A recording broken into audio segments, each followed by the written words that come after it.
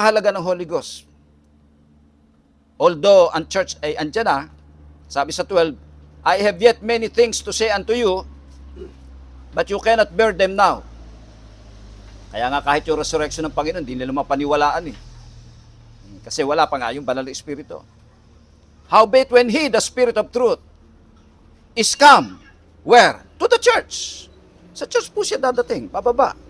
No? He will guide you into all truth.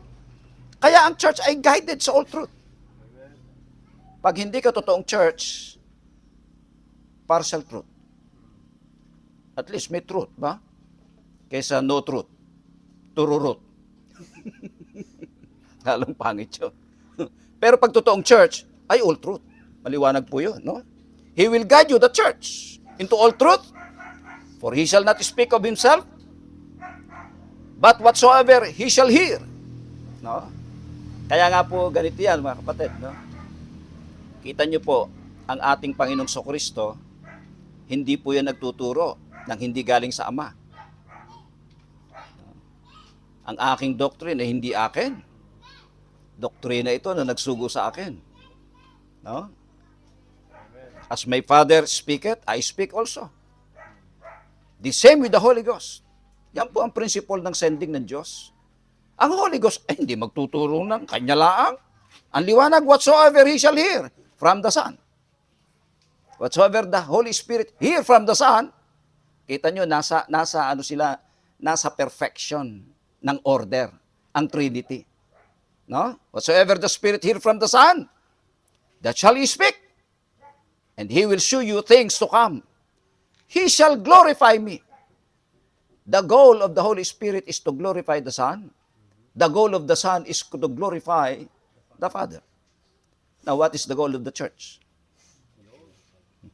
To glorify the Trinity. Amen. Po yan. Kung paanong ang Son ay walang karapatang magturo ng iba, ang Holy Spirit ay wala rin karapatang magturo ng iba. Yung Son ay galing lang sa Ama, yung Holy Spirit ay galing sa Anak. The same with the church. Walang karapatan ang totoong church na magturo ng iba maliban galing sa Holy Ghost. Ang sino mang church na nagtuturo ng hindi galing sa Holy Ghost, although totoo ka in the beginning, wawarningan ka, katulad ng nangyari sa Book of Revelation. Mga totoong churches yan. 5 dyan ay sumabit. 2 hindi.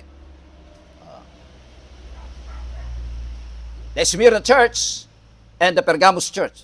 Pero yung 5, mabibigat ang ano ng Panginoon sa kanila. I have somewhat against you. In the beginning, wala yun.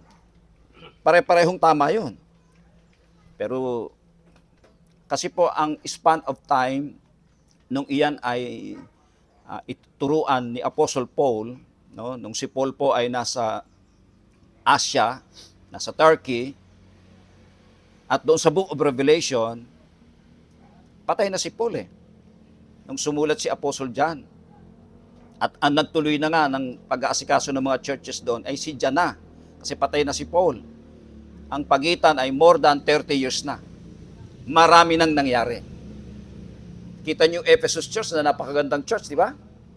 Sa epistle ng Ephesus, napakagandang church. After 30 years, ano sabi ng Panginoon? Thou hast left thy first love. I have somewhat against you. Oh, isipin mo yun. Tapos natin, ha? Kaya nga po, ang totoong church ay guided. At pagka may itinuturo na siyang hindi galing sa banal espiritu, wawarningan ka. Wawarningan ka. No? Kaya hindi ho tayo basta makaturo. Hindi pwede yun. Okay. Ngayon, ba't sa 7 churches in the Book of Revelation, bakit nalaman yung maling turo ng 5 simbahan? Bakit po? Ang makakaalam po noon ay yung tamang simbahan, yung 2 doon. Philadelphia at Smyrna. Imposibleng malaman yung ng ibang simbahang mali. Hindi nga na alam nila yung mali eh. Ang makakaalam nun, yung tamang simbahan. Na walang mali. Di ba? Yung Smyrna at yung Philadelphia. Magkakatabi po yun eh. Pag tinignan nyo sa mapa, hindi po magkakalayo yun. No? Nasa baybayin ng Turkey yon, magkakatabi po sila. Nagkakaalaman po ang mga churches. At lahat po sila ay tirahan ng banal na espiritu. Kaya nga 7 spirits din andoon para sa 7 churches. Kung iyan 100 churches, 100 spirits yan. No? Kung paano ang gawa ng sa Jerusalem Church, matapos siyang i-empower ng Panginoon, ay nanggaling lahat sa kanya yan. Nanggaling ng Jerusalem yan. From Jerusalem to Antioch, from Antioch to Ephesus, from Ephesus to the churches in Asia. Yan po ang ano po yan, yan po ang takbo niyan. Kaya wala po sa Bible na church, na nabuong church, na nangyari na nanggaling out of nothing. Wala pong ganun. Iisa po ang pamamaraan ng Bible to spread the churches, and that is by succession. Wala na po. Magpakita ka nga sa church na split churches, nag-away tapos naging 2 church. Wala pong ganun. Sama po yun. No? At simbahang na organize na walang pinanggalingan. Wala po yun. Putok sa buho. Wala po yun. At pag ang isang church ay nanggaling sa maling church, mali ka na rin. Kaya mag-iingat po tayo. Hindi po lahat ng churches ay tama. Di ba?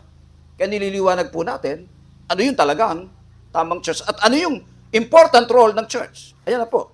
Ang important role niya ay magpagamit sa Holy Spirit para sumbatan ang mundo sa kasalanan. At minsan ang kasalanan, ang gumagawa ay simbahan. Of righteousness, dahil hindi niya alam ang tamang ginagawa. And of judgment, at marami din simbahan, hindi na rin alam ang tamang judgment. Bibigyan ko ng example ng tamang judgment. Tingnan nyo. Yung mga kapatid natin doon sa Davao, nagpaalam. No? Nagpaalam doon sa simbahan doon. Nagpaalam. Dahil bakit? Abay, magkaiba sila ng paniniwala. No? Dahil nga ang paniniwala nila, ang Armenian ay unsaved, ang paniniwala naman ng pastor at ng simbahan ay save ang Armenian. So para magkagulo, ginawa ng 3? Nagpaalam by letter. Pag nabasa niyo po ang letter, maiiyak kayo. Napakaganda po ng letter. Nabasa ko po Nagpasalamat sila sa kabutihan ng church na sa loob ng 11 taon, yung isa naman ay 9 na taon. No? Kaya lang dumating sila sa point na merong area na hindi pinag-aagrihan. So, para maiwasan yung anumang hindi maganda, kami po'y nagpapaalam na umalis ng maayos. Ang miyembro ba walang karapatang umalis ng simbahan? Meron po. Kasi ang saints ay free. You shall know the truth and the truth shall set you free. Pag hindi mo yan pinayagang umalis, ang simbahan mo ay kulungan. Hindi po kulungan ng simbahan. Ang simbahan po ay church of the free. Mga pinalaya ng Panginoon. So, nagpaalam sila simbahan through letter. Nagpaalam po sila ay Friday. Di wala na sa simbahan yung Friday. Di ba? Kumbaga sa company, anong tawag natin doon? Yung resignation?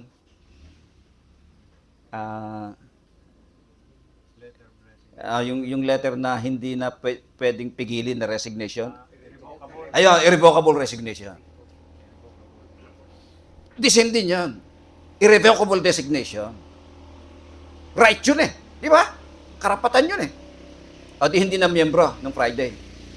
Kasi, pagdating ng Sunday, tiniwalag. It's a wrong judgment. Mali po yun. Hindi mo na miyembro, titiwalag mo pa. Wala kang karapatan pag hindi mo na miyembro. No? Bakit hindi mo muna tiniwalag? Ba't inintay mo magpaalam? Di ba? Yan problema ng mga yan Yan ang tinatawag dito. End of judgment. Hindi alam ang tamang judgment At ano ka namang klaseng simba? Napakaganda ng letter, nagpapaalam ng maayos, di ba? Hindi pwede, para kang sakit na sakit, hindi pwede, kinakailangan ka naming matiwalag, parang ganun Parang nanggagalaiting matiwalag yung mga tao na nagpapaalam ng maayos. Hindi na kayo magkasundo sa turo, di mo, tama naman yun, di ba? Tapos noong nagpaalam, saka mo tiniwalag. That's a wrong judgment. Kaya nga ano ginawa natin? Yung tiniwalag nila, ginawa natin. In-ordain natin. Mag-start kayo ng gawain. Diyan sa tabi ng pinanggalingan nyo. Sige. Magturo kayo ng tama ngayon. You see. Tapos noong nagkaroon ng ano doon ng conference ng pag-aaral kino-question pa. Illegal daw. Wala daw authority. Yan ang akala mo. Oh. Hindi mo alam, meron nagbigay ng authority. Dahil maling judgment ang ginagawa nila. Di ba? Yun po sinasabi ng Bible na judgment. Ngayon, sino ang magsasalita? Yung nasa mali? Hindi po magsasalita yung nasa mali. Hindi na alam yung mali. Ang magsasalita niya yung nasa tama. Di ba? At mali po, na-discover natin, mali ang mga ginawa. Bakit po? Isipin niyo yung isa, 11 taon ng nasa mission work, hindi po inordain. Hindi po inordain. Mali po yun. Sila ngayon ang babalikan. Mali ka. Marunong ka pa sa Acts 13? Ano ko nakalagay sa Acts 13? Yung Antioch Church, andoon si Barnabas, andoon po si Saul. Tinawag sila ng banal na espiritu, at pagkatapos, ang church ay nanalangin, tapos nilayhan sila, and that is ordination. Ino-ordain muna, bago lumabas. Sila po, 11 taon nang nasa labas, hindi po ordain. You are a wrong church. You are wrong. You see? Hindi mo nga alam mga mali Hindi mo alam ang tama Babalikan ngayon sila. Sasabihin mo, ito ang mali. Ikaw nga mali Hindi ka nag-ordain. Marunong ka pa sa Bible? Di ba? Marunong ka pa? Mali po. Nakita niyo mga kapatid, no? Sino po ang mag-aayos niyan? Yung tamang simbahan. Papatunayan natin ang tama at mali through the scripture. Hindi yung wala sa scripture. Di ba? Ito pa. May mga deacons po yan. Ano ginawa lang sa deacons? Inabolish nila. At sino nag-a-abolish ng deacon? Pastor. Wala pong right ang pastor na i-abolish ng deacon. Kasi ang deacons po ay pili ng simbahan. Ang mag-a-abolish noon, simbahan, hindi deacon. Kakamali siya. Wala siyang right na ganon. Di ba? Simbahan ang pumili.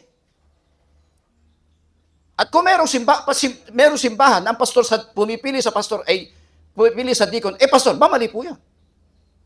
Sa Acts chapter 6, ang pumili sa 7 deacons ay simbahan, the church. Hindi ang apostles. Tinuruan lang ng apostles ang church sa Jerusalem paano pipili ng deacons. At sila po ang pumili. At pagkapili, inordain din nila ang deacons. Nilay hands nila ang mga deacons. You see? And that's the proper order of Scripture. And that is right. Huwag kang hihigit sa Scripture. Di ba? Ang liwanag, ino-ordain sa Bible. Babanat ka ngayon, di mo i-ordain. You are above the Scripture. And who will say that you are wrong? The right churches na nag-ordain. Hindi ka tulad mo, hindi ka nag-ordain. Hindi ka marunong pa sa Bible, ha? Gagawin natin yan. Kaya nga, harapin natin sila kahit saan. Ayaw nga lang Puro daldal lang ng daldal. No? Puro Facebook lang, Facebook. Pagharapan na, ayaw. Mali po yun. Tapang-tapang mong magsasabi ng kung ano-ano yung pagharapan Hindi ba tayo mag-aaway? Mag-uusap lang, di ba? Tingnan natin kung sino ang tama sa Bible. Wala namang problema yun O nakita nyo mga kapatid, no? Iyan ang role ng church. Isa sa napaka-importanting ng role ng church, sumaway sa kasalanan, no? Sabihin ang tama, righteousness, at sabihin ang tamang judgment na hindi, lalo sa libutan, hindi alam yan. Simbahan nga hindi na alam Di ba nga nagturo si Apostle Paul sa 1 Corinthians chapter 6 na bawal magdemandahan, di ba? Ang magkapatid sa simbahan, di ba? Bawal yon. Pumupunta sila sa unbeliever para mag-judge sa kanila. Bawal yon. Yan ang kita mo. Judgment yun Sabi nga ni Paul, wala bang matuwid sa inyo? Isa man sa inyo? Na kayang mag-judge ng tama sa inyo? Wala bang natitira? Yun. Tapos sabi, don't you know that you shall judge the angels? You shall know that, don't you know that you shall judge this world? Tapos hindi nyo alam mag-judge ng tama sa loob ng simbahan? Pupunta kayo sa mga unbeliever, at yung unbeliever ang mag-judge sa inyo. Yun. Yun ang rule ng simbahan, no? No? That's the role of the true churches today, no? Sabihin ang tama, sabihin ang mali, sabihin ang tamang judgment in the light of the scriptures. Hindi magustuhan mo lang. Hindi po gano'n, hindi pwede po yun. Kaya nga may scriptures. Tingnan natin, nagkaganyan po ang Israel. Kita po natin, no? In the book of Hosea chapter 4. In the book of Hosea chapter 4. Hosea chapter 4, in verse number 1. Isipin niyo ang Israel na iniwanan ng Diyos through Moses ng napakadaming commandments, statutes, judgments, truths. Tingnan niyo pagdating sa verse 1. Hear the word of the Lord, ye children of Israel. For the Lord had a controversy with the inhabitants of the land, Israel, because there is no truth. Wala na. Panahon ni Moses, ang daming truth. Ngayon, no truth. No mercy. Nor knowledge of God in the land. Wala, apostate na. Wala na po, di ba? Wala na. Kaya nga sabi sa verse 2, by swearing and lying, mga sinungaling na, and killing and stealing, committing adultery, wala na against the truth lahat ang ginagawa nila. They break out and blood, touch at blood, papatayan sila. Lahat ng ginagawa nila salungat na po sa salita ng Panginoon. Nakita po natin. Ba't sila nagkaganon? Tingnan nyo sa verse number 6. My people are destroyed for lack of knowledge. The same today. No? Pag ang simbahan wala ng knowledge of God, madi-destroy ka. Ganyan po ang Israel. No? Mahalaga po ang knowledge of God's word. No? My people are destroyed for lack of knowledge because thou hast rejected knowledge. Nireject niya. No? May pinapadala ang Panginoon ng mga lingkod niya. Nire-reject niya. Nireject nila. Thou hast rejected the knowledge. I will also reject thee. Yun. The same today. May ginagamit ang Panginoon. Other churches na nasa tama pa. To show the knowledge, and you rejected it. God will reject that. Kaya nga ang tanong natin, may authority pa ba ang mga simbahan ganyan? Do they still have authority? Makakatakot po yung pinagagagawa nila na yan, no? Okay. I will also reject thee, that thou shalt be no priest to me. Seeing thou hast forgotten the law of thy God, I will also forget thy children. Kita nyo? Kaya po yung paramihan. Mali po yan. Ano sabi sa 7? As they were increased, dumadami sila. Dumadami mali. Aanuhin ng Diyos yung marami? Na puro mali. As they were increased, so they sinned against me. Dumadami po yung nagkakasala. Therefore, I will change their glory into shame. The same today. No? They eat up the sin of my people. Hindi nga alam ang sin. And they set their heart on their iniquity. And there shall be, ba't sila nagkaganon? Like people, like priests, like members, like pastor. Sa pastor po nagmumula lahat. You see? Kung yan ay tamang simbahan na nagbabasa ng Bible, no? Dapat questionin niyo, pastor, bakit nyo inabolish ang deacon na mag-isa?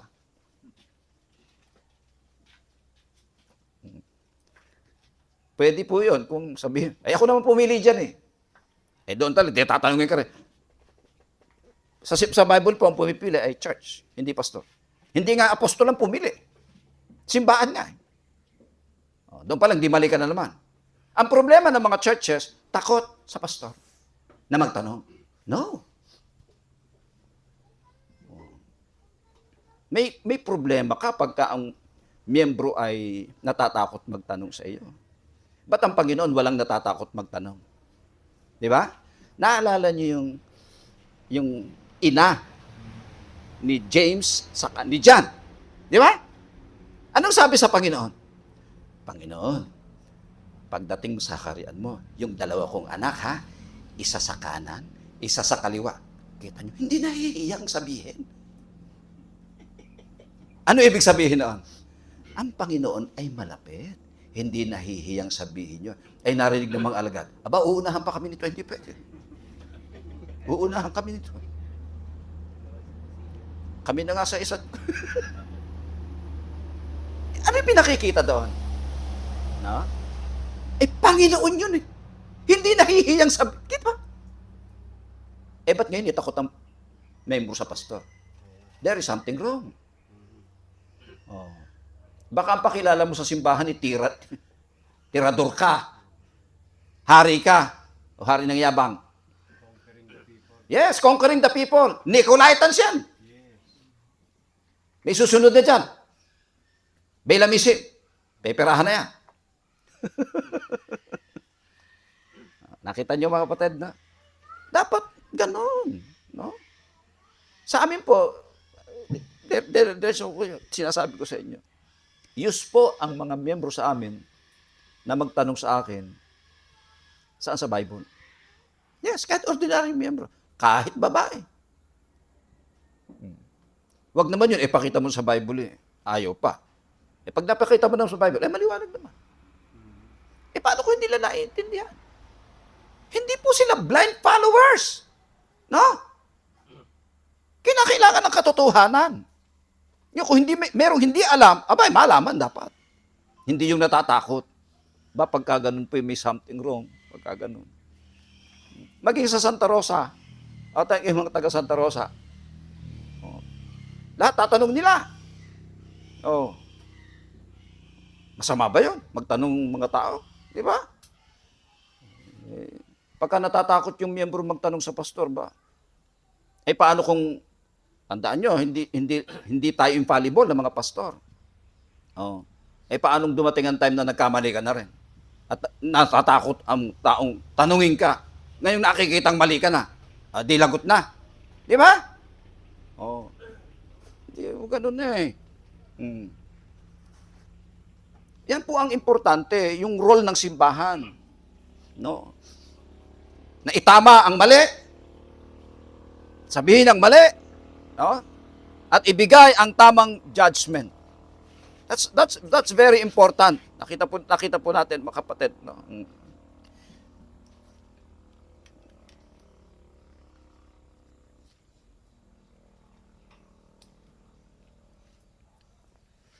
Tsaka nakakaalam ng katotohanan, hindi dapat pastor lang. Lahat ng miyembro, ba't pastor lang? Pag namatay pastor, paano? Oh. O ilang pastor tayo dito? Sino mauna sa atin?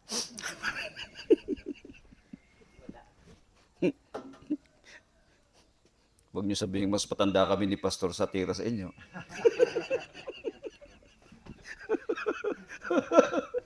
Di ba? Oh. Pag mamamatay ang pastor di ba? The time will come. Kahit ba ayaw natin dadating talaga yun Oh. Dapat yung lahat ng katotohanan, iiwan po sa church yun. Yun po ang mag-govern sa church. Hindi yung pastor. No? Yung katotohanan itinuro lahat ng pastor mula po sa salita. At sa pamamagitan ng ganon, Panginoon na nag-iingat, hindi si pastor. Yung salita niya. Kahit wala na si pastor, maiingatan ng simbahan, gawa ng salita ng Diyos na naiwan sa kanila. Yun ang mag-govern sa kanila. No? Now, tingnan po natin, no? Merong mga argument pagdating po sa ganyang mga bagay. Minsan, hindi natin maiaalis, no? Dahil minsan ng iba kulang pa sa turo. Ang tanong ng iba Pastor, paano po yung mga Armenian na faithful sa Panginoon? Paano daw yung mga Armenian na faithful sa Panginoon? May faithfulness ba sa error? Wala po. Ang faithfulness ay sa truth lang. Kahit na faithful ka, ang lalabas mo dyan, sincerely ka lang. Sincere. Sincerely wrong. Sincere ka sa error eh. You are sincerely wrong. Pagka ba yung Katoliko ay sincere, tama na siya. Sincerely wrong pa rin siya. One time po, para makita ko yung sincerity ng Katoliko, tinignan ko talaga sa baklaran eh. Ba hindi ko kaya. Dahil sa pinto pa lang ng simbahan ng baklaran, luluhod na yung mga manang. Na? At lalakad ng paluhod hanggang doon sa altar. Kinakalyo po ang mga tuhod nila. And they are sincere. But they are sincerely wrong. Hindi ko nga kaya yun eh. Sincerely alone, hindi pwede. Ang tawag ng Bible dyan ay zeal. Tingnan natin. Romans chapter 10. In the book of Romans 10.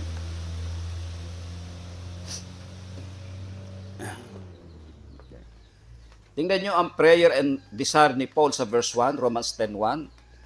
Brethren, my heart's desire and prayer to God for Israel is that they might be saved. Palagay ko, lahat tayo may ganyang desire. Di ba? Na lahat ng tao mga ligtas. Wala pa masama yun. Mag-desire tayo ng gano'n. Kaya lang, tingnan natin yung reality ng mga tao. Anong reality nila? Sa verse 2. For I bear them record that they have a zeal. Yun. Zeal lang po yun eh. Zeal of God, but not according to knowledge. Mali po sa knowledge ang zeal nila. Ganyan din si Saul before. No? Siya nga ang pinakazelos sa lahat eh. No? Sa lahat ng Mahudyo, siya ang pinakazelos. Pero sa mali. Nakita po natin. No? At pagka ganon, ito resulta niya sa 3. For they being ignorant of God's righteousness, at ignorant ka sa God's righteousness, at meron kang zeal, and going about establish their own, magtatayo ka ng iyo. Hindi sa Diyos. Have not submitted themselves unto the righteousness of God. Baliktad po, nagiging kaaway mo ang Diyos. Nagtatayo ka ng iyo. Sincerely wrong ka. Not according to knowledge. So nakita po natin mga kapatid, no, hindi po tama. Ang faithfulness ay sa tama lang. Hindi pwede ang faithfulness sa mali. Kasi may mga ganun eh. Sipag na sipag daw ang mga Armenian, no? Sa pagbabahay-bahay. Di ba saksi din yung ganun? Di ba? Paano naman yung tinuturo nila? Mali. Kung mo ba masipag nagturo ang Panginoon tungkol sa mga ganyan. Pakita na po natin ang mga turo ng Panginoon dyan. Matthew 23:15. Matthew 23:15. Huwag natin silang intindihin. Mali naman yun. Matthew 23, in verse number 15. Ano sabi ng Panginoon? Woe unto you, scribes and Pharisees. Yan po yan, ha? Matindi po ang sincerity niyan, ang zeal. Hypocrites, mga hypocrites sila. For you make compass and land to make one proselyte. Tinatawid niya ng dagat, no? Pumupunta kung saan-saan lugar para makakuha ng proselyte. Yung proselyte, convert nila. Kaya lang, ano sabi ng Panginoon? And when he is made, nakakuha sila ng proselyte. Anong resulta? You make him twofold more the child of hell than yourselves. Ginagawa mo silang 2 beses na anak ng impyerno kaysa sarili mo. Kita mo? Kaya pag ikaw na proselyte niya, lagot ka.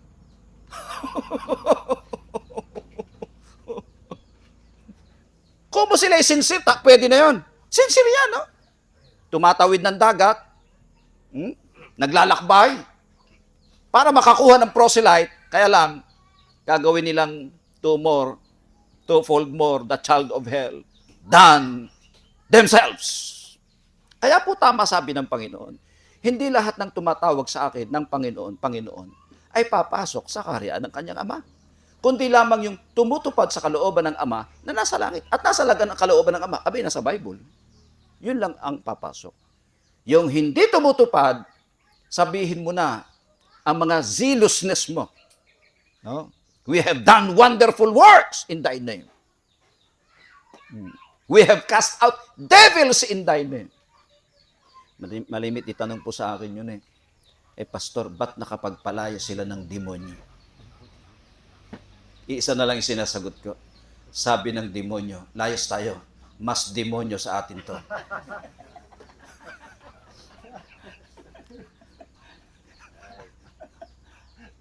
Takbuhan yung demonyo. Sabi ng demonyo, mas demonyo sa atin to. At ano ang sagot ng Panginoon sa kanila? I never knew you. Hindi ko kayo kilala. Ano ang meaning ng new doon? Yung meaning ni Webster? Hindi kilala talaga? Ay lalabas hindi all-knowing ang Diyos.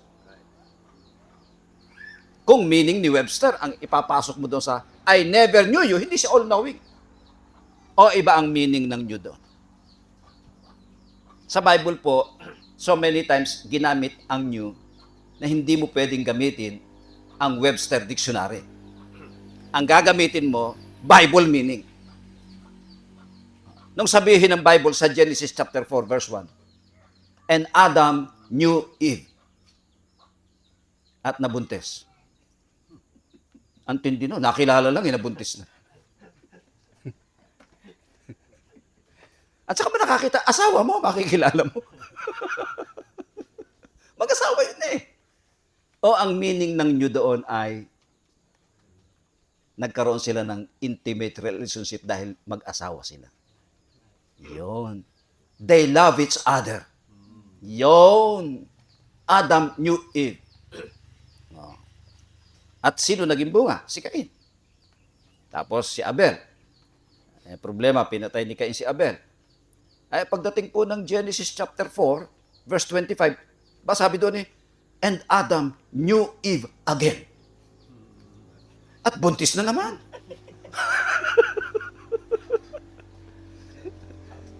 Aba, ano meaning ng new?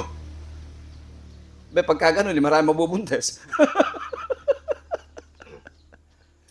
Alam na po natin yun. They love each other.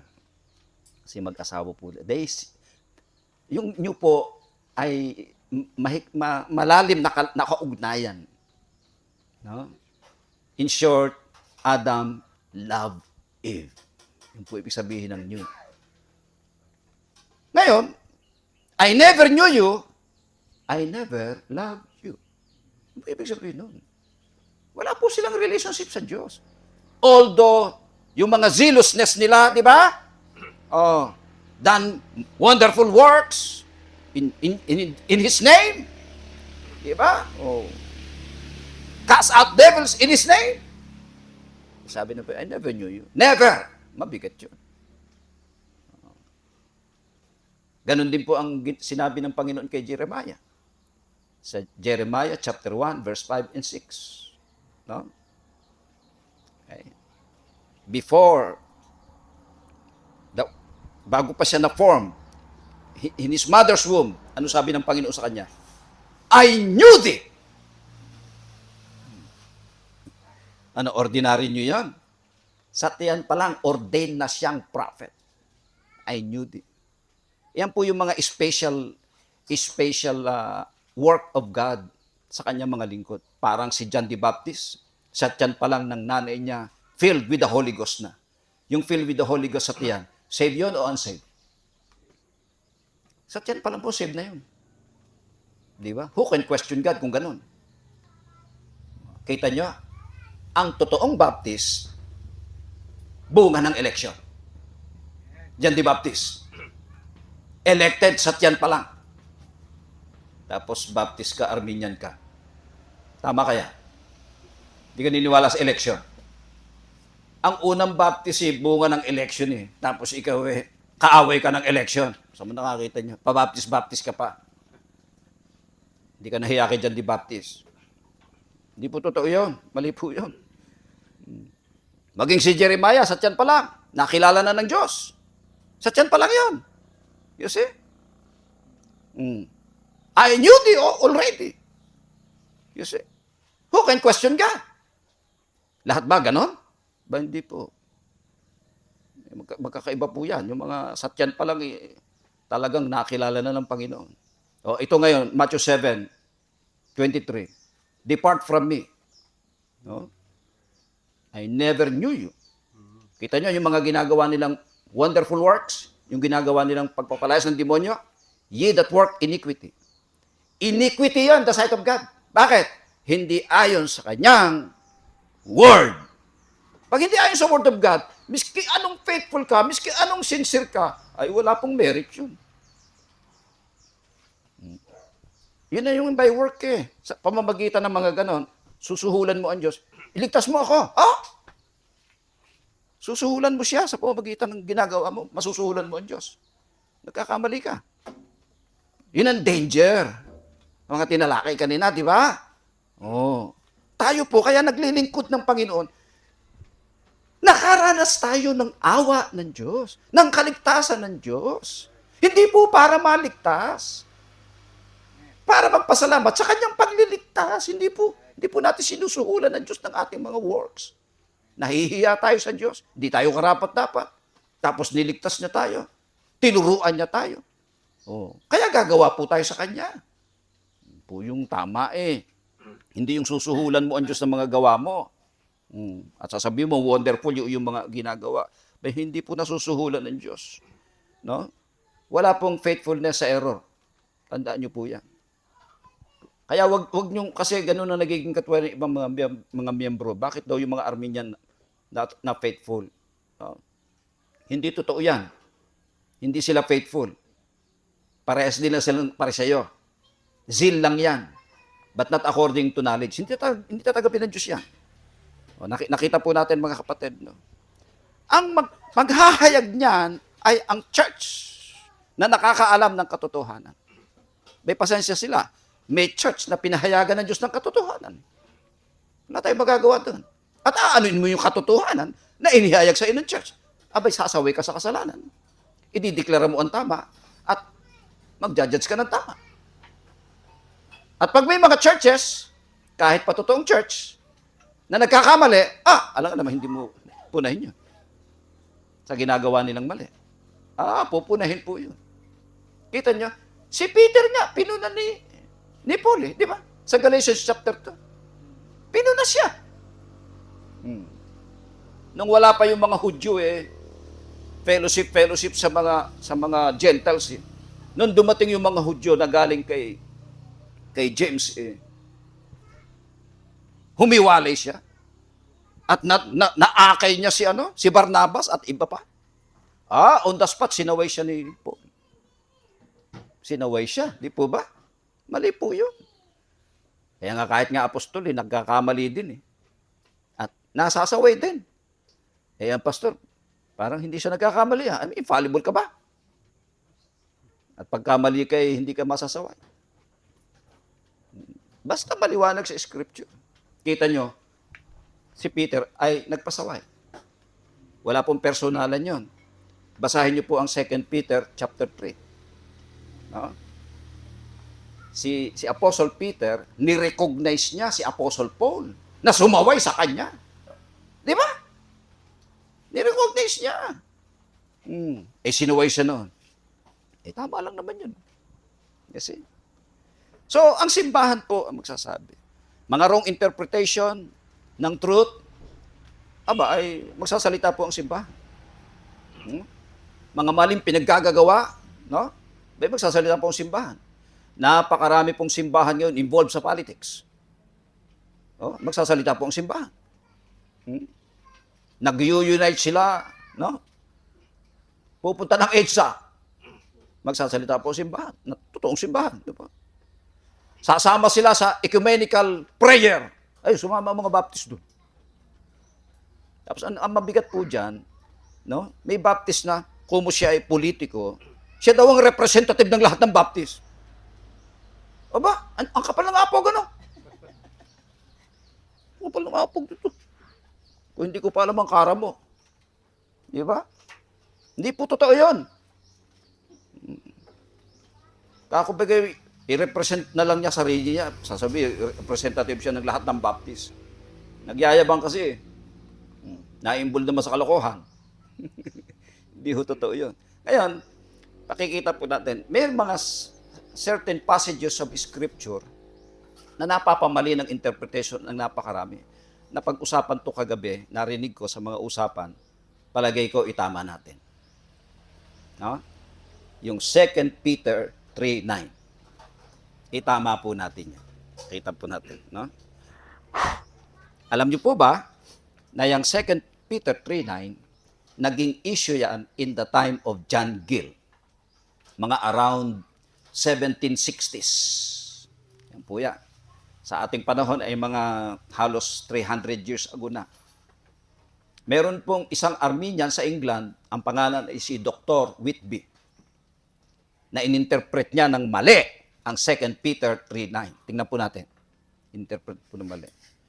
At in our time, di po ba? Ang daming nag-i-interpret ng mali yan.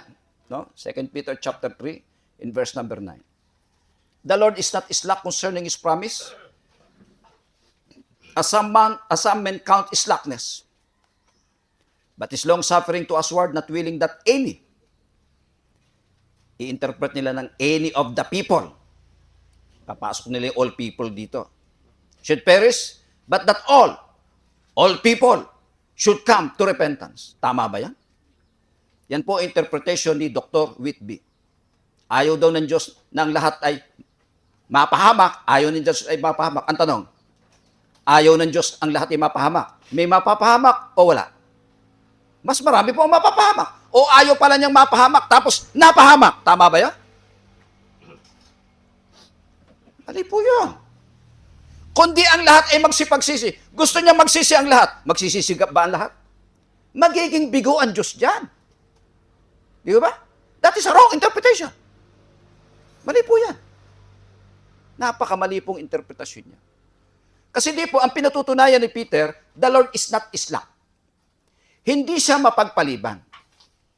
Iyon ang kanyang dinidepensa. The Lord is not slack concerning His promise. Once na ipinramis niya, pag ayaw niyang mapahamak, hindi dapat napapahamak. Pag gusto niyang magsisi, dapat lahat ay magsisisi. Eh, kabaliktaran na nangyayari. Ayaw mapahamak, tapos mapapahamak. Gustong magsisi, hindi naman lahat ay magsisisi. Islak ang Diyos. Pagka ganun, di ba? And that is a wrong interpretation. Magiging islak ang Diyos. Eh, ang gusto ni Peter, the Lord is not islak. Once He promised something, mangyayari. Pag gusto niyang lahat ay magsisi dapat lahat yun. Kasi po may problema sa interpretation. Yan. Bakit? Ano yung problema na yun? Eto na. Mali po kasi, hindi alam ng napakaraming pastor, napakaraming simbahan, yung basic rule of interpretation. Ano yung basic? Napaka-basic. Sino nagsasalita? Sino ang kausap? Ano ang pinag-uusapan? Kaya nga basic eh. Di ba? Alangan namang hindi ka naman kasali sa usapan. Sasali ka. Matawag natin ito si Marites. Sali na sali. Kaya alamin natin dito, sino nagsasalita? Una, sa 9, nagsasalita, the Lord is not slack. Ano i-explain? Si Peter. Ayun, eto na ngayon. Sino ang kausap? Yan. Yan ang mali ni Dr. Whitby. Hindi kausap ni Peter ang lahat ng tao rito. Hindi po. Yan ang mali niya. Yan naman ang tama ni John Gill. Itinama niya. Sino ang kausap? Ayan. Okay. Mula po sa verse 1, chapter 1, pinakita na ang kausap. Pakita natin sa chapter 1. Always remember, ang mga sulat ng araw, walang chapter, walang verses. Isang dire-diretsong sulat yan. Di ba? Sa chapter 1, verse 1, sino po ang kausap? Pakita natin ang kausap. Okay. Verse 1, Simon Peter, siya nagsasalita. Siya ang writer, a servant and an apostle of Jesus Christ. Sino kausap? To them that have obtained like precious faith. Hindi lahat. Yun lang nag-obtain ng like precious faith.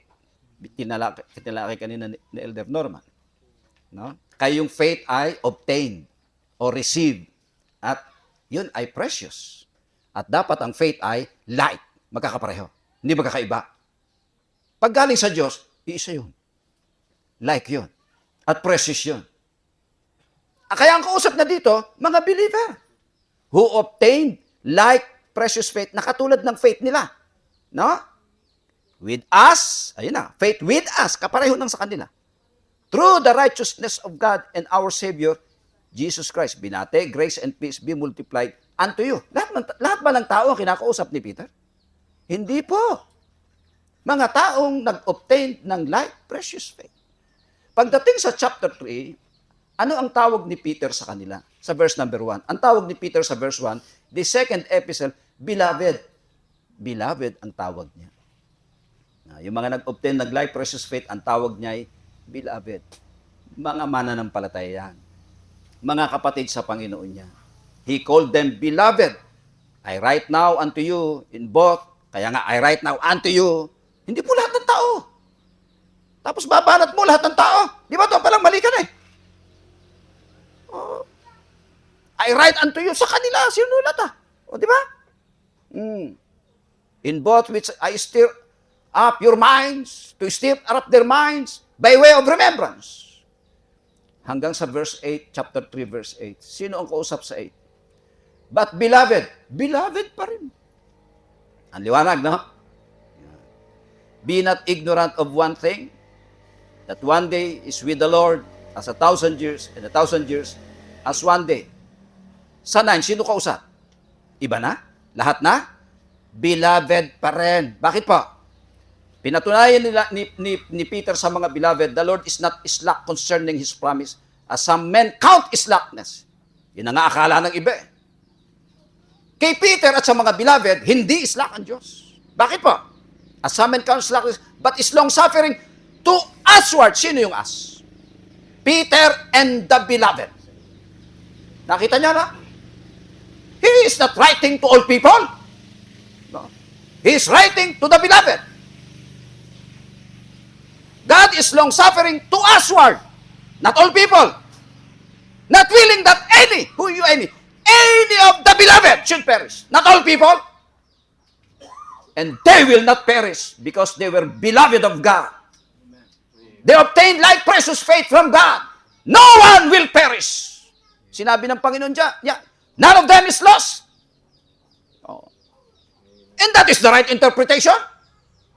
And God is not slack concerning His promise. Once He promised, it will happen. No? Not willing that any should perish, no one will perish. Hindi yung isasali mo lahat ng tao dyan, hindi naman sinusulatan. Di ba? And that is the wrong interpretation. Okay? Kita nyo? Galing sa utak lang ng tao yan. Hindi galing sa Diyos yan. You see? That's man-made interpretation. The right interpretation is napakasimple. The usward is the beloved, not willing that any of the beloved should perish, but that all of the beloved should come to repentance. Is God slack? No. He is really not slack concerning His promise. Because He is God, an absolute sovereign God. Once He promised, He will do it. Pambira si Dr. Whitby. Doktor pa, dinoktor na. Title ka ng doktor. Pagkasagot po ni John Gill, hindi na siya sumagot. Hindi na po siya kasagot. Bok yan eh. Maging sa tayo po. Ang dami pong taong kinukot yan. Ipaliwanag nating mali yan. Mali ka, kapatid. Lalabas si Islak ang Diyos. Di ba? Ayaw niyang mapahamak, tapos mapapahamak. Hindi Islak. Ay, ang argumento hindi Islak ang Diyos. Di ba? Gustong magsisi Hindi naman lahat yung magsisisi. Islak na naman. Baliktad Pinatutunayan nga hindi Islak Nagiging Islak pa rin. Mali po yun. Natutuwa ang Diyos sa ganung interpretation na nagiging Islak siya? Ba, hindi po. Hindi natutuwa ang Diyos doon. Natuwa nga ang Diyos kay Peter, pinatunayan niyang hindi Islak. Tapos labas na interpretation mo, Islak pa rin ang Diyos. No. Dapat lalabas, totoong hindi po siya Islak. Nakita po natin mga kapatid. No? And that is the duty of the church. No? Ipakita ang tamang interpretation. Doon papasok yung rightly dividing the word of truth. The truth must be rightly divided. Hindi basta ka-interpret ng interpret. hindi mo ginagamit ang knowledge ng Bible tulad ng salitang nyo. No? Once na ang Bible ay gumamit na ng kakaibang meaning, huwag ka nang gagamit ng ibang meaning. Mapapaiba ka. Hmm? Huwag mo na isingit si Webster dyan. Hindi kasali si Webster dyan. Nung sulatin ng Genesis chapter 4, wala pa si Webster. Nagsalita ng new. Kasi gagamitin mo ang lalabas ang Diyos hindi all-knowing. Di ba? Mali po yun. Hindi po tama yun. Another po, mga kapatid, marami pong dapat itama ang simbahan. Kayo po, wag po kayo magagalit sa amin. Once na nakakakita kami ng mali, kahit kapwa po church namin, pinupuna po namin. Wala tayong magagawa doon. Ba't po natin ginagawa yun? Out of love. Gusto nating ibalik sila sa tama. Kung nasa mali naman, gusto po natin silang itama. Ano man ang mapala natin sa kanila. No? Magalit pa sa iyo yan, suntukin ka pa niyan. For information, ano po? Ilang beses na po kaming muntika na nabugbog dahil sa pagtuturo ng tama. At ang bubugbog sa amin, hindi po Katoliko, Baptist. Baptist, ho?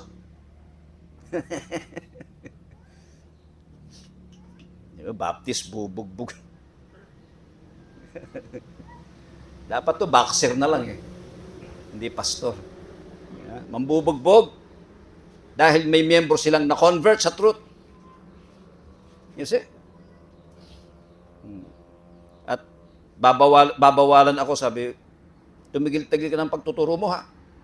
Ba? Sabi ko, sino ka namang bubahol sa akin? Palagi ko, ang bawalan mo yung miyembro mo na magpaturo sa akin. Kahit ho, pastor, tinuturuan ko. Nagpapaturo eh.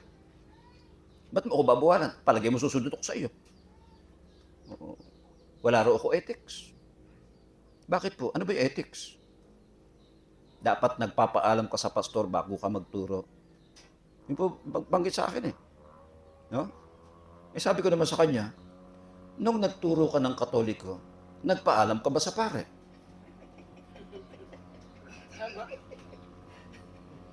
Sabi sa akin, iba yun! O, kita mo, pag iba, hindi na nagpapaalam. Kasi iba nga. Magkapareho ba tayo? Di ba hindi?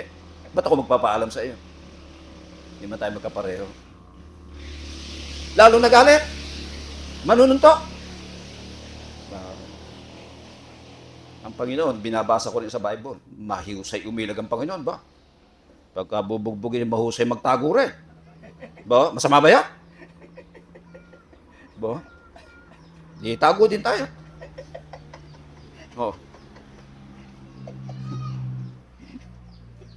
Mabilis din naman ako tumakbo.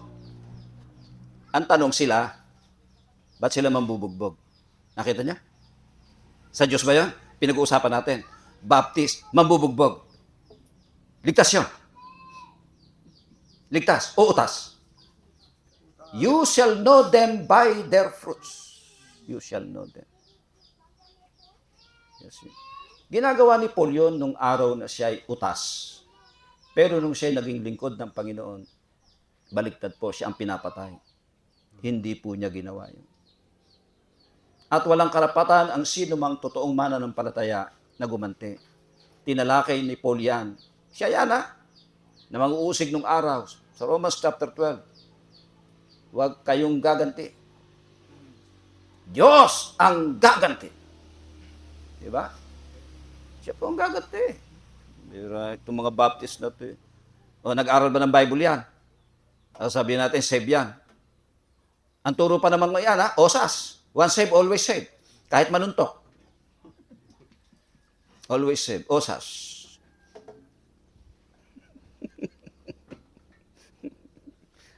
Nakita niyo, mga kapatid, kung bakit nakakatakot ang ating panahon sa nagsasabing save. At mga kilala yan.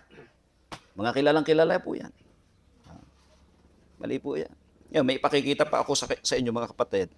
Kompletuhin natin ang ating pagpuna para po malaman po natin ano ang tama at ano ang mali. Always remember, mga kapatid, once na nakasulat sa Bible, walang sino mang may karapatang baguhin. Tandaan niyo yan. Walang sino mang pastor ang mataas pa sa Bible. Kahit po apostol, ay hindi siya mataas sa Scripture. Ano po yan? Pakikita ko po sa inyo. Marami pong baptist ngayon, walang internet pakikita ko sana sa inyo Ang nagbabaptize nasa labas ng baptistry. Tama ho yun? Ang dami pong gumagawa. Pinagmamalaki pa sa Facebook na nagbaptize sila. Nasa labas ng baptistry. Kita nyo, pag ang isang mali, naduduktungan ng mali. At dahil nakita nga, ay nag-post din yung isa. Saan siya nagbaptize? Sa drum. Pag ganyan. Opo. Ganun. Oh! Kapareho din nung nasa labas. Tama ho ba yan? Mali po yun. Una, ang baptism ay picture ng death and burial. Wala pong nililibing ng pataya. Ha? Ang nililibing, pahiga. Hindi rin paso-baso. Pahiga. At sa Bible po, pati nagbabaptize ay nasa tubig. Ano po ang katwiran? Mapapasma. Yun po ang katwiran.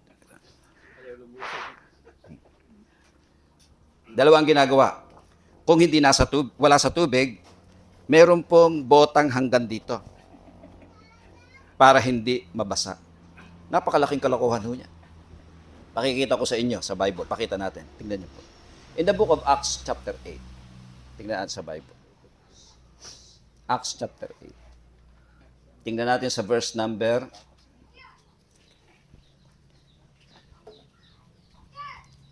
Pwede naman magpahinga kahit konti Takot mabasahin. Acts 8:26. Tingnan niyo mga kapatid. Sa Bible po, always remember sa Bible, pinagtatagpo ng Diyos ang elect at preacher. Di ba? Pinag-aralan natin kahapon sa ating discussion. How shall they hear without a preacher? Pinagtatagpo po ng Diyos yan. Yung preacher, naghahanap siya ng elect. Yun namang elect, hindi naman niya alam na elect siya. Malalaman lang niya yun pag nasave na siya. Ang Diyos ang bahala sa kanya. Acts 8:26. And the angel of the Lord spake unto Philip. Kita nyo, ang dami-dami namang tao. No? Bakit? Yung eunuch pa. Nasaan yung eunuch? Nasa wilderness. Saying, arise and go toward the south, unto the way that goeth down from Jerusalem unto Gaza. Yung Gaza, yan din yung Gaza Strip ngayon. Napugad ng Hamas. Yan pa rin. The same place. Kaya ibig sabihin, ang mga place sa Bible, hindi invento lang yan. Totoo yan. Yan pa rin yung place na yan. Which is desert. Desert yun.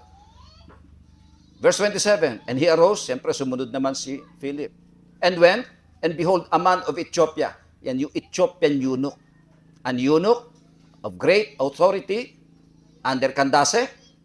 Naku, pag nalaman ng Armenian yan, magkakandara pa yan. Kasi great authority. Tapos, authority saan? Church of all her treasure. Naku, mayaman to. Takbo agad ang Armenian dyan. Kahit walang angel.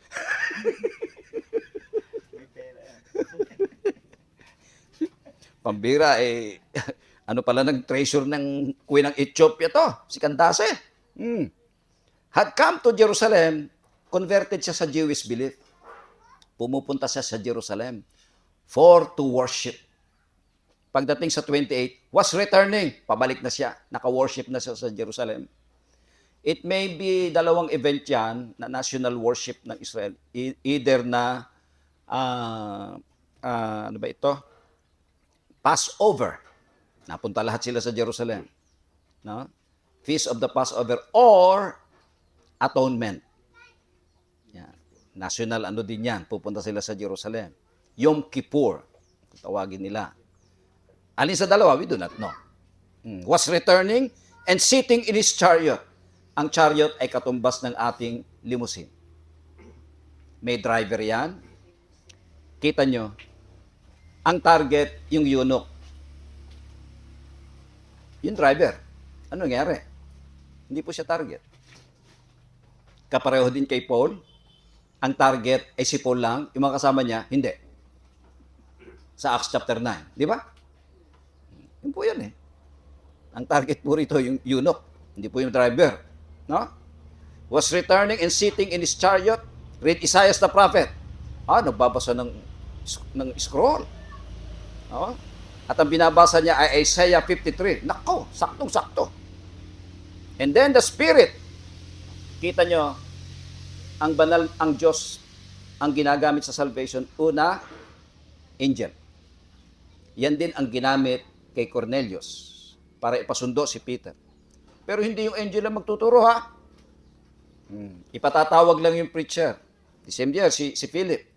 Sumunod, 29, the Spirit. Ganon din ang nangyari kay Peter. Nung nagdududa siya, sabi ng Espiritu ng Diyos, sumama ka. Huwag kang magduda. Yun. At nangyari ang kaligtasan nila Cornelius. Ganon din dito. Kaya wala po kayong mababasa sa Bible na ginagamit na jackass. Si jackass, sasabihan ng banal na Espiritu? Si jackass, sasabihan ng angel? Aba, yung angel, baka maging fallen bigla yun. The Spirit said unto Philip, go near and join thyself to this chariot. Yung chariot po, nasa desert. Hindi po mabagal ang takbo no. Kasi uso ang holdapan sa desert. No? Humahagunot huyo. Ang kabayo noon, either 2, 3, hanggang 4. Napakatuli noon. No? Kaya, matuli nyo sa desert. Sabi ng Spirit, go near. Ano gagawin ni Philip? Maglalakad?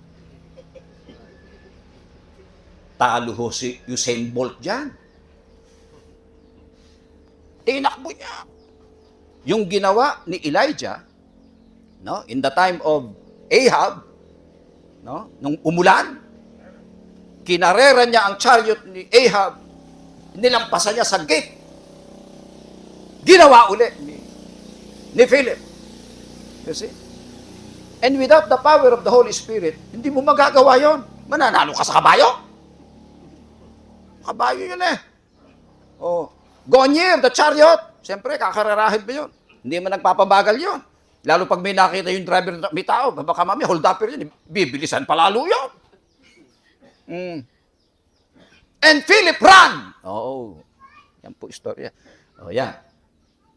Yan ang may katwiran na wag na ako lulusong. Baka mapasma. Kasi nangarera ako ng kabayo. Di ba? Mas may katwiran to eh. Hindi na ako lulusong, ha? Kasi nangarera ako ng kabayo. Yung pastor hindi naman eh. Nakapera na nga eh. Nakakolekta na eh. Ayaw pa. Philip ran hither to him and heard him read the prophet Isaiah.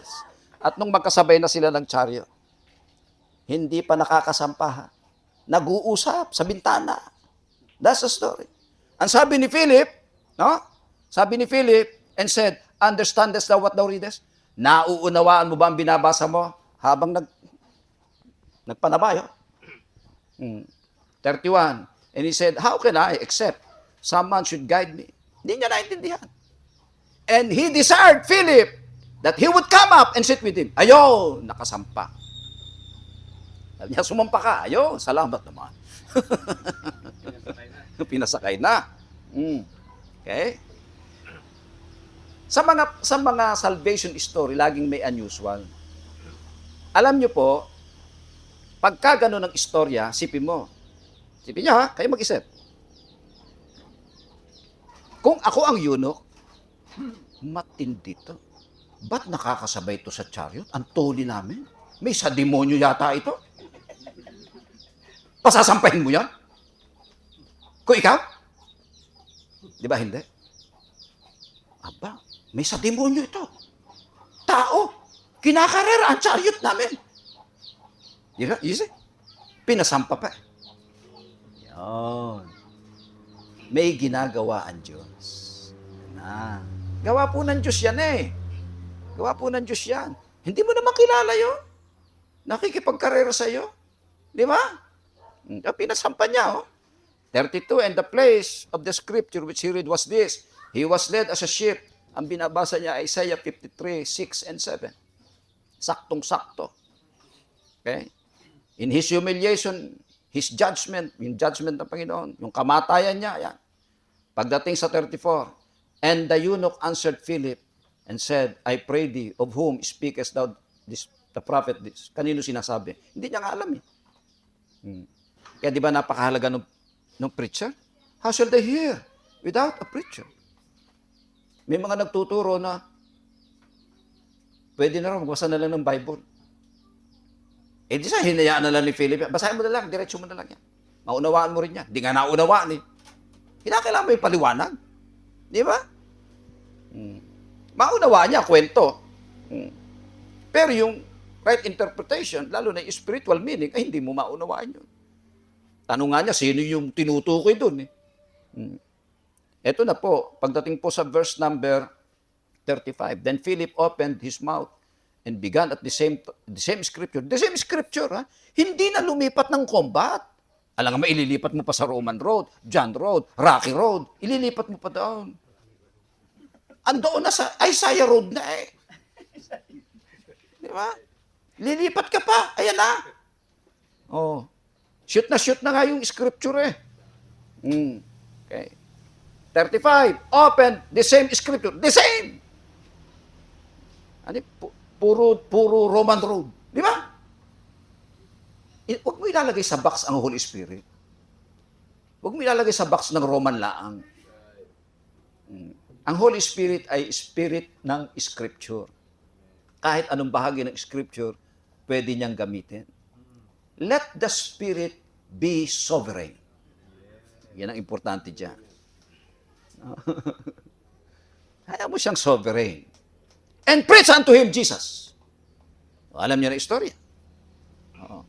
Pagdating sa water, at ito pa po, kaya tinuturo po natin ng maliwanag. Sa Bible po, pagdating sa baptism, wala hong pinipilit.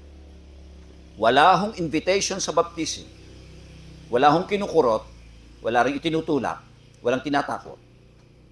Lahat ng baptism sa Bible ay voluntary. Yung kinot kanina ni Elder Castillo, yung Acts 2:41, they that gladly receive His word, out of gladness, they voluntary. No? Voluntary po silang nagpabaptize. Maging kay John the Baptist sa Matthew chapter 3. Nilabas siya ng all Judea, Jerusalem, no? To be baptized, confessing their sins. You see? At yung mga napapabaptize nga, nung Pariseo na, hindi basta binaptize ni John. Sinabo niya, you generation of vipers, di ba? Sa Armenian yun, bautismo lahat yun. Kahit Pariseo yun, pampadagdag din yun. Di ba? I-report pa yun. Kaya dyan, di pwede yun. At yung mga ganyan, hindi ho totoong baptist yan. Yan ang identity, ID ng baptist yan. Hindi ba sa ino-offer ang baptism? Sa maling tao? Bagaman, may nakakalusot, alam natin. Yung Simon the Sorcerer, sa Acts chapter 8, nakalusot yun eh. Alam po natin yun. Volunteer. Nag-volunteer po yung eunuch eh. Tingnan nyo sa verse number 636. And as they went on their way, they came unto a certain water. May water na. And the eunuch said, see, here is water. What that hinder me to be baptized? Siya po nag-volunteer. Hindi po si Philip ang nagsabi, oy, eto tubig. Magpabautismo ka na, tagal-tagal mo na eh. Hindi po ganoon. Yung eunuch, kasi naalaman niya sa Jerusalem na yung mga nananampalataya kay Jesus nagpapabaptize. Alaman niya yan. Kaya nung siya nanampalataya kay Jesus, volunteer siyang nagpabaptize. Iisa po ang ID ng baptism. Voluntary. Iisa po yan. Yung pwedeng baguhin yan. Lahat ng nag-i-invitation sa baptism, mali po yan. Walang ganyan sa Bible. Kung magdadagdag, mali po yan. No? Lahat ng namimilit sa baptism, mali po yan. Pareho yan. Huwag ka mamimilit sa kaligtasan. Huwag ka rin mamimilit sa baptism. Dadating yan sa kalooban ng Diyos. Ito po, to be baptized. Kita nyo, basta ba binaptize ni Philip? Sabi ko nga sa inyo, kung Armenian yan talagang babotis mo agad yan. Maraming pera to. Si Philip hindi. Sinigurado muna. 37, Philip said, if thou believest with all thine heart. Kasi during those times, ang mga Hudyo, hindi basta naniniwala yan kay Jesus. No? Maraming controversy sa ating Panginoong Jesucristo in their times. Di ba? Hindi basta naniniwala yan. Dito, niliwanag niya. Thou believest with thine heart. And he said, and he answered and said, I believe that Jesus Christ is the Son of God. Yun. Tingnan niyo sa 38. And he commanded the chariot to stand still. Kasi nga, may driver. Yung driver lang. Hindi sila kasali sa nabaptize, ha? Ang target lang yung eunuch. Paano kung hindi maniniwala sa election? You see? Napakadaming tao sa Jerusalem, napakadaming tao doon. Ba't dito pa dinala ng Espiritu ng Diyos at ng angel si Philip? Why? Kasi electo. Elect. Yung eunuch ba naghanap sa Diyos? Hindi po. Ang Diyos ang humanap sa kanya. Through Philip. Tinarget siya. You see? Yan na po. 38, he commanded the chariot to stand still. And they went down. Pansinin yung salitang both. Both! Dalawa sila. Into the water. Both! Dalawang beses na binanggit. Philip and the eunuch. And he baptized him. Wala kayong mababasa sa Bible na nagbabaptize na nasa labas ng tubig. Wala. Lahat ng baptist na babaptize sa labas ng tubig, baptist! Maniwala ka dyan. Ba't ayaw mo lumusong? Pasma, si Philip. Mas pasmado yan. Sige nga. Yabang-yabang mo, papastor-pastor ka, takot ka mapasma. Huwag ka naman pastor. Di ba? Magnegosyo ka na lang. Hindi na mga pastor to. Ang alam lang, comfort Christianity. Di ba? You see? Mali po yan. At kung meron ditong gumagawa niya, wala kayo. Pinapaalam ko sa inyo, mali yan. Kahit sovereign gracer ka pa, wala ka ng karapatang baguhin yan. Ito po argumento nila. No? Kaya po, hindi lumulusong yung pastor. Siyempre, nakakausap na rin tayo ng mga may argumento na ganyan. Ito argumento nila. Ang baptism daw ay picture ng libing. Ang ililibing lang daw, yung nagpapabaptize, hindi raw yung pastor. May katwiran din, ha? Ngayon, huwag mo i-interpret ang Bible in our time. Noong araw, ang libingan, hindi yung libingan natin. Ang libingan noong araw, kuweba. Para mo mailibing ang isang tao sa kuweba, pati maglilibing, papasok sa kuweba. Di ba? Alam nga namang sa bukana ng kuweba, ihagis mo na para hindi ako pumasok. Hagis ko na lang.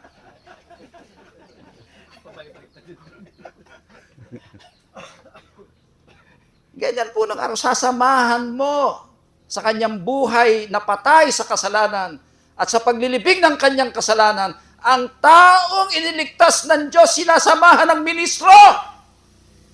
Diba? Yun po dapat. Takot na takot ka sa tubig. Pasmado. Baptist. Ang baptist babad sa tubig. Di ba? Baptist yun. Hindi po. Hindi namin makakasundo yan. Hindi namin i-honor ang baptism niyan. Baptist ka. Huwag kang marunong pa sa Bible. Wala ring totoong baptist noong araw na gumagawa niyan. Wala. Lahat po ng totoong baptist, hindi po ginagawa yan. Hindi sila, kaya nga, kinote ko sa inyo kagabi yung number 3 na mark ng New Testament Church. No? Ang kanilang authority of doctrine and practices no other than the Scripture. Kung ano na sa Scripture, hindi mo pwedeng baguhin yun. Huwag kang marunong pa sa Scripture. Tingnan nyo sa verse 39. And when they were come up out of the water, pareho silang umahon. Kasi nga, pareho silang lumusong. The Spirit of the Lord caught away Philip, and eunuch saw him no more, And he went on his way rejoicing.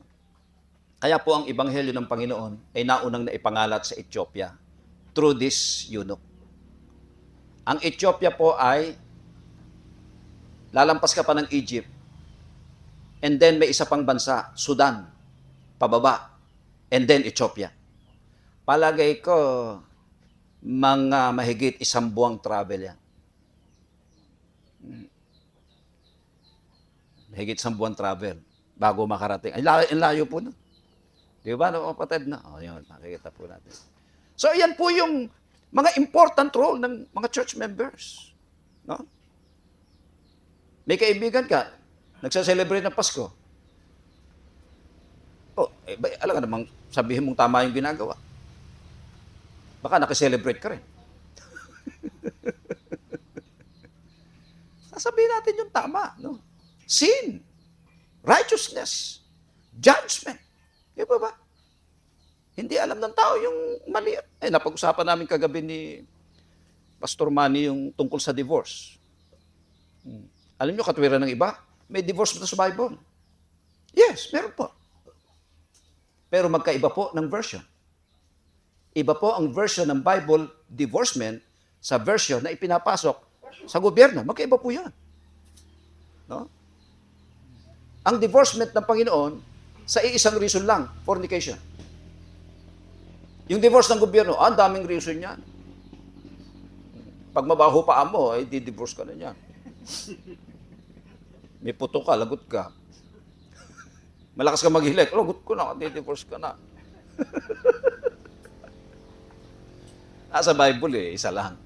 Fornication lang. At kaya po sila maghihiwalay ay hindi para mag-asawa ulit. Mababasa niya sa Matthew chapter 5 at saka sa Matthew chapter 19. No? Para maghiwalay lang, hindi para makapag-asawa. Sino man sa dalawa, whether yung lalaki o yung babae, ang mag-asawa, nagkakasala ng pang-angalo niya. Kita niyo ibang version, maghihiwalay lang sila kasi wala na yung trust. Hindi katulad ng magdi-divorce at para makapag-asawa ulit. At divorce naman para makapag-asawa ulit. At alam niyo po sa Amerika, may mga sovereign grace churches. Sovereign grace po. Ang doktrina ay sovereign grace. Landmark ang posisyon. Pero ang pastor, divorce. Hindi lang once, hindi lang twice, 3 na. Nakatatlong divorce. So, pwede pa makaapat siya. Nakatatlo eh. Pwede makalima. Sino talaga sa 5 na yung gusto mo? Nakita mo yan. Simbahan niyan tama dati. Kasi kilala ko yung simbahan eh. Yung dating pastor na matanda, na namatay, kilala ko po yun eh. Nakarating sa Pilipinas yun eh. Yung pastor ngayon, ayun na mabigat. Nakatatlong divorce. Kung mo sovereign grace, tatanggapin mo yun? No. Hindi pwede yun. May scripture tayo. Mali po yan. Nagkakamali po tayo dyan. Nakita niyo mga kapatid na. Yan po ang role ng simbahan po ng Panginoon. To defend. Number 1, to proclaim the truth. To defend the truth. Yan po yan. No? To share the truth to the elect. Kahit anong case yan. Ano sabi ni Paul? I endure all things for the elect's sake. So, mahirap po ang papel ng church. Pero yan po yung maka-accomplish lahat sa awa at biyaya ng Panginoon. Habang hindi niya kinukuha ang church, gagawin po ng church yan habang narito po sa lupa. Pagpalain po tayo ng Panginoon. Amen. Amen. Amen. Salamat sa Panginoon.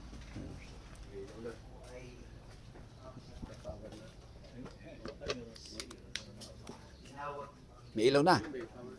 Nice. Pero mukhang tinyempo ako matapos sa kanong kailaw.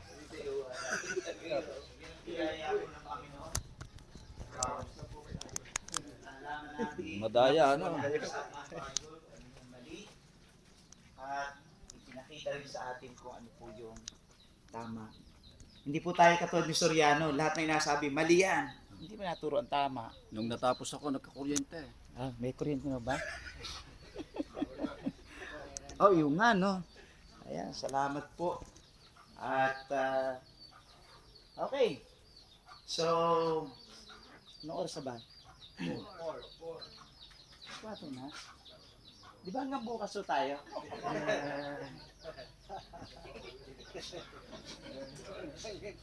Pwede ba tayo mag-extend na ano? Ng 30 minutes lang? Baka mayroon pong katanungan. Ano?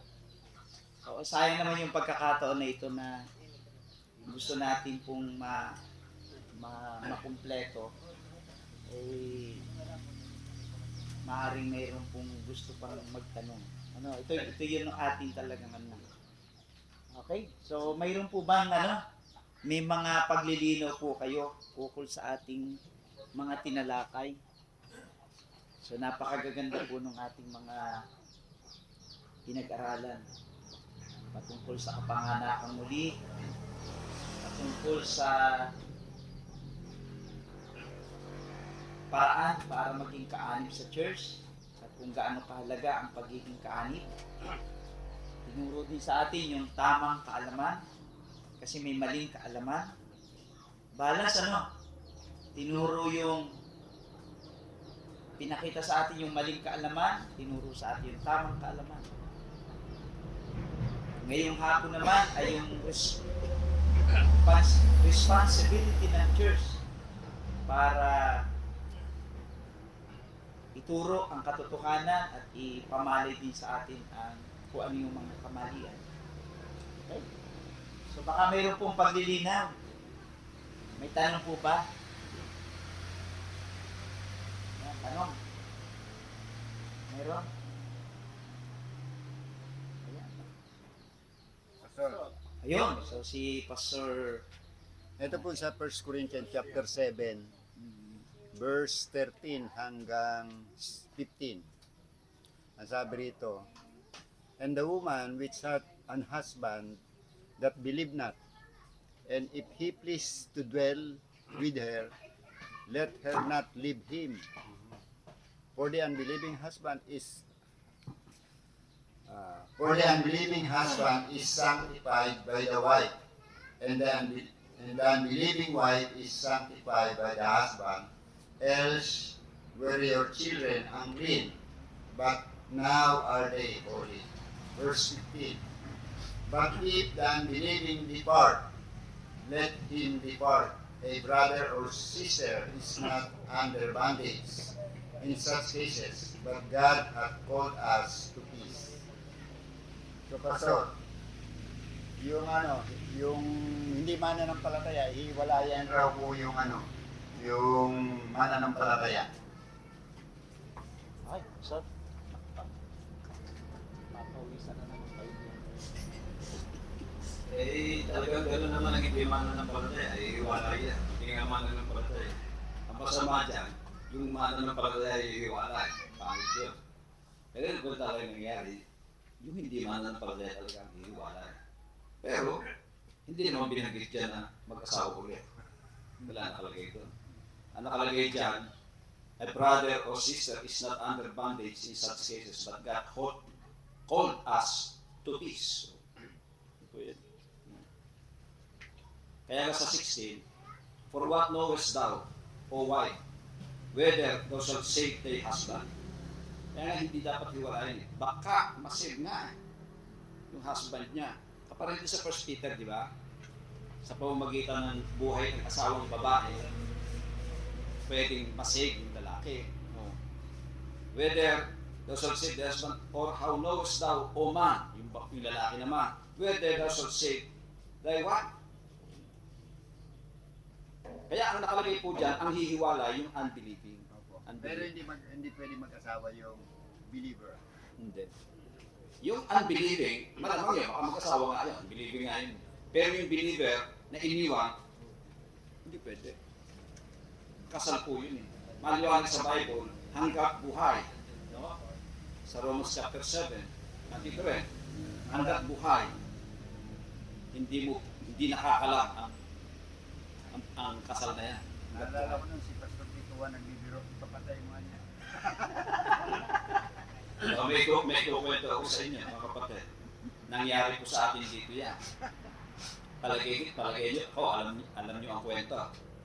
O, kilala nyo siguro si Art Sims sa Angeles. Diba? Na ang katulong niya ay hipag ni Pastor Espaldon. Na later on ay naging asawa niya. Anong ginawa ni Art Sims? Umuwi siya ng US, dinivorce niya ang kanyang asawa. Para pakasalan ang katulong niya na 18 years old. Imagine mo, apo mo na yun. Sino po nagkasal? Ang nagkasal po ay si Abante Senior. Na ang ninong ay si Abante Junior. Bakit? Mapupunta sa kanila ang mga property. Lahat. Sa kanila iniwan. Ikasal lang sila. Yan, kita niyo yung mga pastor na yan. Pasimuno ng kasamaan yan. Mga pastor na yan. Tama ba yan? Si Pastor Espaldo, nakausap ko dyan. Hindi siya umagri dyan. Anong ginawa ni Art Sims? Kasi bago pa niya pinakasalan yung hipag ni Pastor Espaldon, bago pinakasalan, sila Pastor Espaldon ay nabigyan ng lote. Siguro alam niyo Pastor Melis siya, nabigyan ng lote. No? Nung hindi umagri si Pastor Espaldon, binawi. Makita mo na. Ibinigay ito sa magulang ng babae. Ano po yung istorya? Kaya alam ko lahat na. Si Pastor Espaldon na kwento sa akin. Pastor Espaldon. O, yung ba tama? Yung ba mga baptist? O, you see? Yung mga kailangan nasa posisyon, di ba? Tama yan? Hindi po ba agad ng Diyos? Maniwala ka dyan. You see? Mali po yan. Yan po sala. Dahil sa material ng mga ari-arian itong mga Amerikano na ito yun, namatay na po si Art Sims. Pwede na mag-asawa yung bata niya asawa. Sinama sa Amerika po yun Istorya niyan Nakikita ko po sa Facebook. Nakikita ko po. Nakita niyo ang istorya ng Baptist dito sa Pilipinas. Tama o mali? Mali po yan. Mali po yan. Malalaking pangalan siya, pero mali.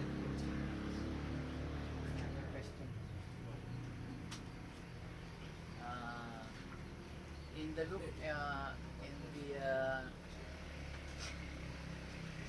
in the local church,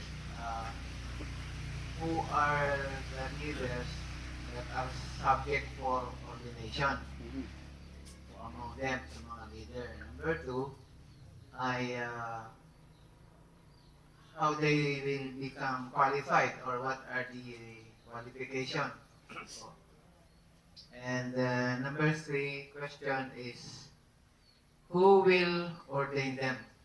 Who are the panel or who will integrate or cross-examine their doctrine? So yun po muna.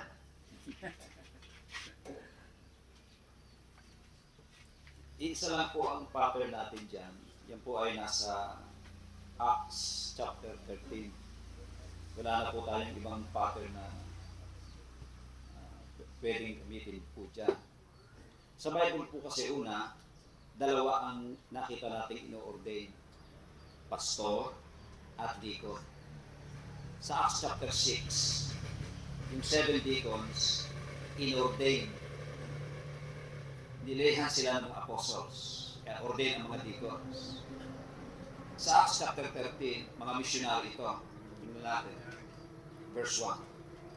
Now, there were in the church that was at Antioch certain prophets and teachers, as Barnabas, Simeon, that was called Niger, Lucius of Cyrene, and Manaen, which had been brought up with Herod the Tetrarch, and Saul, lima sila, na mga prophet, teacher. Si Saul ay hindi pa na-discover na apostle. Kaya prophet, teacher pa siya, kapareho ni Barnabas. And as they ministered to the Lord and fasted, the Holy Ghost said, "Separate me, Barnabas and Saul, for the work whereunto I have called them." Kaya ang tumatawag sa gawain ay banal na espiritu, hindi rin ang pastor, hindi rin ang congregation. It's the Holy Ghost. It's the Holy Spirit. Kaya dapat alam ng tao ang lahat ng mga katotohanan para malaman niya ang panawagan ng banal na Holy Ghost. Pakita natin ang isa pang verse. In the book of Acts, Acts 20, itong mga elders na ito, Acts 20 verse 28, sabi ni Paul sa mga elders na galing sa Ephesus, sabi niya, Acts 20:28, "Take heed therefore unto your flock, unto yourselves, and to all the flock, over the which the Holy Ghost hath made you overseers." It's the Holy Ghost. Laging Holy Ghost po ang tumatawag. Kaya mahalaga po yun. The Spirit of Truth, He will guide you into all truth. Dapat maturuan siya talaga sa lahat ng mga truth para alam niya ang panawagan ng Holy Ghost. To feed the Church of God, yan ang role ng pastor, na elder, which he had purchased with his own blood.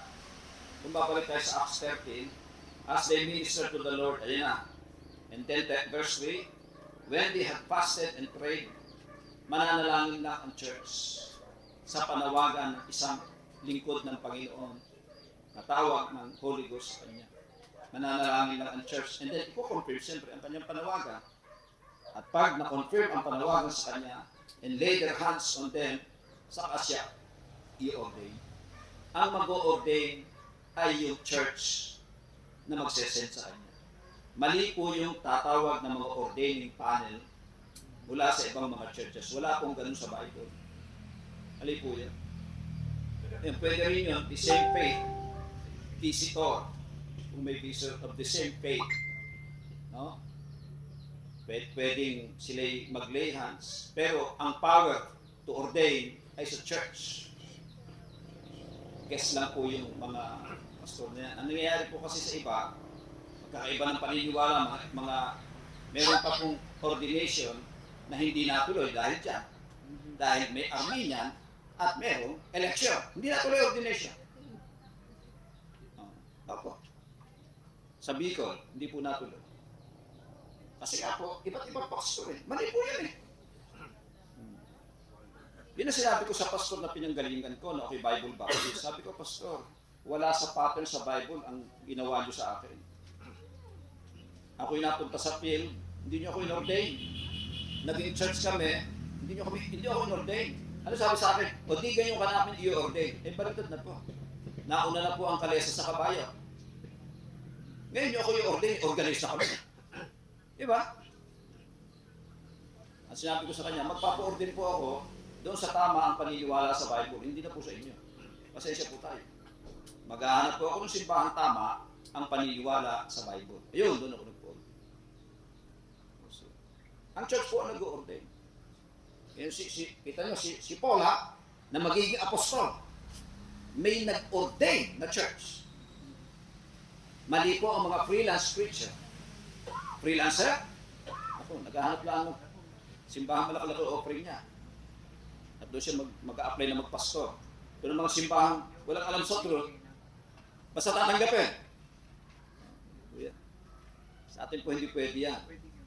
Ang isang mangangaral ay galing sa isang tamang simbahan. Ordain siya ng simbahan na yun.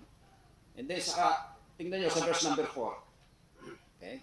So they sent them away sa verse 3, verse 4. So they being sent forth by the Holy Ghost. Yun ang only way na ang Holy Ghost ay nagsesend. Departed unto Seleucia, and from thence they sailed to Cyprus. Ito yung first missionary journey ni Paul at saka ni Barnabas na tumagal ng mga 3.5 years. And then bumalik sila. Yan po yan. Ang nag-ordain po ay church. Through the leadership of the pastor. Tama, Pastor, yung sinabi ni Paul kay Titus doon sa Titus chapter 1 verse 9. Yes. Si Titus ay ordained ni Paul. Si Titus ay Inutusan. Mag-ordain. Opo. As a local church, ay sa church namin, particular sa church namin, ako pa lang ang ordain at si Pastor Louie.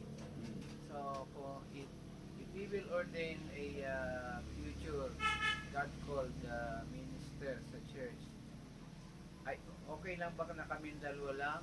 Or can we invite You can invite if you want. pastor it's with same faith like Yes, example kayo po halimbawa You can do it if you want. we Pero can invite ang power to ordain ay sa church. sa amin lang. Yes. The Visitor lang. the role of the invited pastor ay to help to Yes. cross-examine and to To join lang. join and to strengthen the Yes. doctrine. Ganun lang po ang ano. Okay.